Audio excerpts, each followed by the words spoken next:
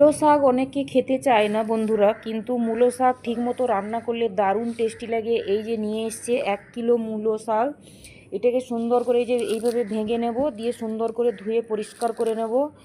তারপরে একটা মূলো ছিলে ওর মধ্যে কুচি কুচি করে কেটে নেব। দারুণ টেস্ট লাগে, এইভাবে রান্না করে দেখবেন। আমি কিভাবে রান্না করছি পুরো ভিডিওটা দেখতে থাকুন, অবশ্যই ভালো লাগবে। দারুণ টেস্ট হয় শাকটা। এই যে এইভাবে সব এগুলোকে ভেঙে ভেঙে নিয়ে নেব। এই যে পোকা বেছে বেছে সব শাককে ভেঙে নিয়েছি। এবার সুন্দর করে 3 বার 4 বার জল পাল্টে পাল্টে সুন্দর করে পরিষ্কার করে ধুয়ে নিয়ে আসবো, তারপরে কাটবো। শাককে পরিষ্কার করে ধুয়ে এবার এইভাবে কুচি কুচি করে কেটে নিয়েছি। আগে এইখানে একটা মূলোকে কেটে কুচি কুচি করে দিয়ে দিয়েছিলাম, একটুখানি সিদ্ধ হয়ে গেছে। এরপর এর মধ্যে শাকটা অ্যাড করে দেবো। কিছুক্ষণ লবণ দিয়ে ঢাকা দিয়ে সিদ্ধ করে নেব। কিছুটা লবণ দিয়ে দিয়েছি, কিছুক্ষণ ঢাকা দিয়ে এটাকে সুন্দর করে সিদ্ধ করে নেব। যতক্ষণ শাকটা সিদ্ধ হচ্ছে আমি ততক্ষণ এই যে রসুন 4টে শুকনো লঙ্কা নিয়েছি, এইগুলোকে সুন্দর করে থেতো করে নেব।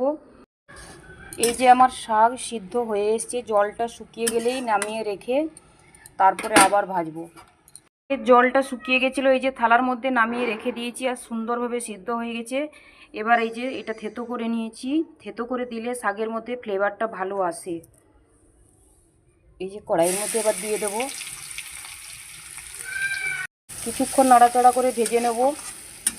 পুরোটা ভাজবো না, একটু হালকা হালকা কাঁচা থাকবে, তখনই শাক দিয়ে দেবো। শাকটা একটুও তেতো নেই, আমি লবণ চেক করেছিলাম, দারুণ টেস্ট আছে শাক।